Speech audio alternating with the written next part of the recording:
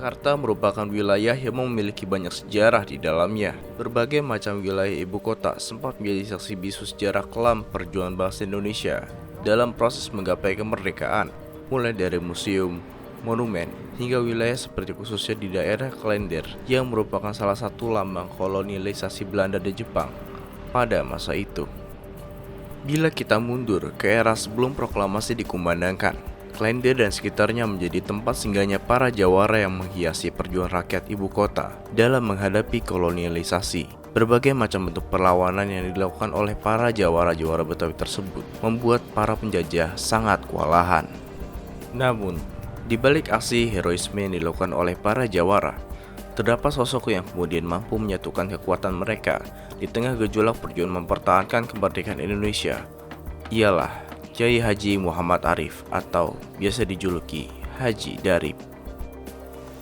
Haji Darip itu adalah anak dari seorang jawara yang bernama Kongkurdin. Namanya seorang termasuk zaman dulu kan jawara ya. Ini jawaranya ini zaman Pitung ini. Zaman Pitung. Iya, zaman Pitung jawaranya itu. Waktu itu terkenalnya. Lagi berpengaruhnya dia nih, setiap ada orang-orang yang dicari-cari sama Belanda, polisi ya, dia tuh lari ke tempat Kongkurdin ini, ya minta perlindungan. Jadi itu yang nyari nggak berani ke situ, datang ke situ. Dia sangat berpengaruh. Bapaknya namanya Kurdin dan ibunya namanya Manyai. Ya, ibu Nyai namanya. Dan ini Haji Darip adalah anak sulung, anak bontot. Dan dia asli Betawi, Klender. Ketika Jepang menguasai Indonesia pada tahun 1942, banyak kisah kelam yang terjadi di era kependudukan Jepang yang semula menebar janji perlindungan. Melihat kesengsaraan rakyat Indonesia pada saat itu, dan semakin maraknya romusa serta kekejaman tentara Jepang yang menjadikan perempuan sebagai alat muas nafsu, Haji Darip pun tergerak. Dan jiwa patriotnya pun saat itu tumbuh. Ia pun kemudian mendirikan organisasi Bara atau Barisan Rakyat yang dibentuk di daerah Klender sebagai siasat bentuk perlawanan bawah tanah terhadap pasukan Jepang.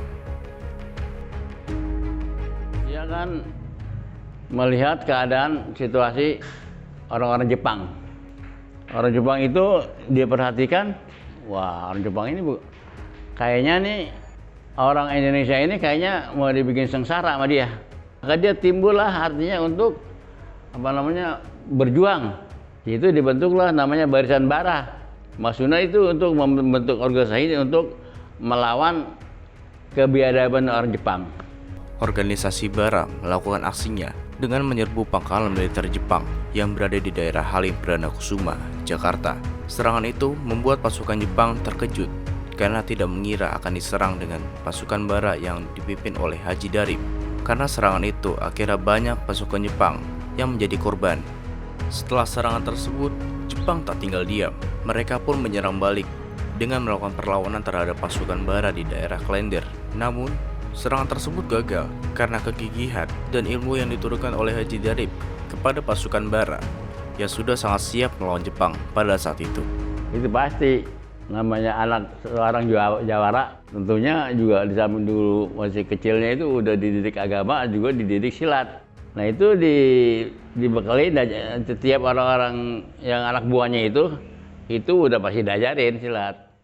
Di samping itu juga ada dikasih namanya, kalau zaman dulu itu dikasih untuk membangkit semangat itu tambah juga namanya ilmu batinan gitu.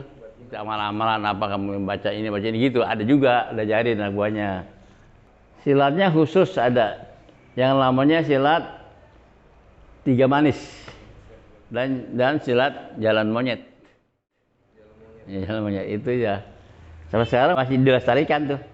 Seusai Jepang menyerah kepada sekutu dan kembali ke negara asalnya, Belanda serta tentara sekutu berusaha kembali untuk menjajah Indonesia. Haji Darip yang tergabung dalam organisasi Bara atau Barisan Rakyat bersiap untuk mempertahankan kemerdekaan Indonesia seperti yang sudah diamanatkan oleh Soekarno pada rapat di Klender. Pada rapat besar tersebut, Haji Darip juga mempersatukan kekuatan para jawara-jawara yang terkenal tangguh dan tak kenal takut dalam menghadapi pasukan para penjajah. Para jawara-jawara tersebut dikenal sebagai pasukan yang berani mati dalam mempertahankan kemerdekaan Indonesia.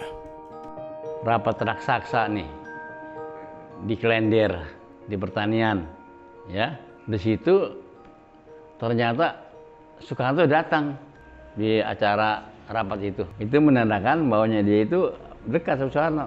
Waktu rapat raksasa sampai situ dia pidato ceramah.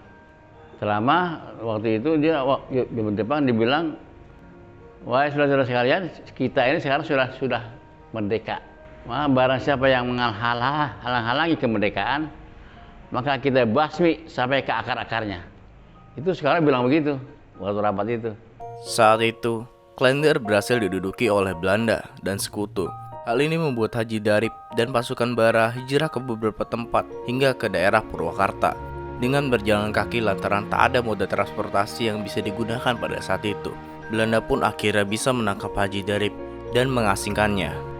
Saat akan menyusul Bung Karno ke Yogyakarta, pasukan Haji Darip dihadang satu kekuatan pasukan Belanda yang cukup besar di daerah Sadang. Kendati awalnya bisa mengimbangi, namun lambat laun amunisi pasukan Haji Darip pun habis karena tenaga para tentaranya sudah terkuras dalam perjalanan yang cukup jauh. Dalam situasi seperti itulah akhirnya Haji Darip bisa ditangkap oleh militer Belanda. Jadi setelah ini pintu pertahanan ini jebol, maka barisan Bara itu hijrah mundur ke Purwakarta. Nah, singkat ceritanya, namanya kadang-kadang tuh anak buah juga ada yang hianat, ya. Sehingga waktu itu ada tamu datang ke rumah Haji Darip, maksudnya ada undangan di Purwakarta ya, di kota gitu ya. Datanglah, berangkatlah pakai mobil dia, mobil tamu itu. Nah, begitu lewat di suatu hutan, di situ disergap, tangkap, borgol, bawa ke Glodok, Jakarta nih. Ditahan di sini sampai setahun setengah. Bebasnya ditarik paksa sama anak buahnya Haji Darip itu, yang dari Banten di sini bersatu. Diambil aja dari itu, anunya malam-malam datang ke penjara, lalu diangkat, diambil jadi pulang udah kampung halaman. Pada masa-masa revolusi yang terjadi di Indonesia, Haji Darip memfokuskan dirinya di bidang agama. Di daerah asalnya, ia banyak mengikuti kegiatan-kegiatan keagamaan, terutama di lingkungan Masjid Al-Makmur, yang merupakan masjid di daerah Klender yang bersejarah, dan ia dirikan di daerah tersebut. Menjelang akhir hayatnya, Haji Darip berwasiat kepada keluarganya bahwa makamnya tidak boleh dibuat secara mewah dan megah seperti makam pahlawan nasional pada umumnya. Hal ini terlihat dari makam Haji Darip di daerah Klender yang jauh dari kata mewah dan juga sangat sederhana dengan ciri khas bambu runcing dan bendera merah putih yang tertancap di samping batu nisannya. Tadinya kan dari pemerintah juga minta supaya dimakamkan di Kalibata. Tapi ini warga ini, bukan keluarga itu nggak setuju. Dia minta supaya kubur di sini aja, gitu. Emang juga Pak Darip nggak mau, sebelumnya emang bilang jangan kubur di sana, kubur di sini aja, gitu. Dekat kakek neneknya, ibunya sama bapaknya kan di situ aja nih, di situ. Perlawanan dan perjuangan Haji Darip semasa hidupnya bisa kita jadikan sebagai pembelajaran, mengingat banyaknya pahlawan nasional yang hingga saat ini namanya masih jarang terdengar. Haji Darip menjadi pejuang revolusioner yang sangat lantang dalam menyatukan kekuatan masyarakat Klender, kesederhanaan, dan perjuangan tanpa pamrih dalam berjuang melawan para penjajah menjadi panutan bagi masyarakat di daerah Klender. Ketaatan terhadap agama dan keyakinannya yang teguh pada ajaran bela diri membuat dirinya semakin kokoh dalam berjuang.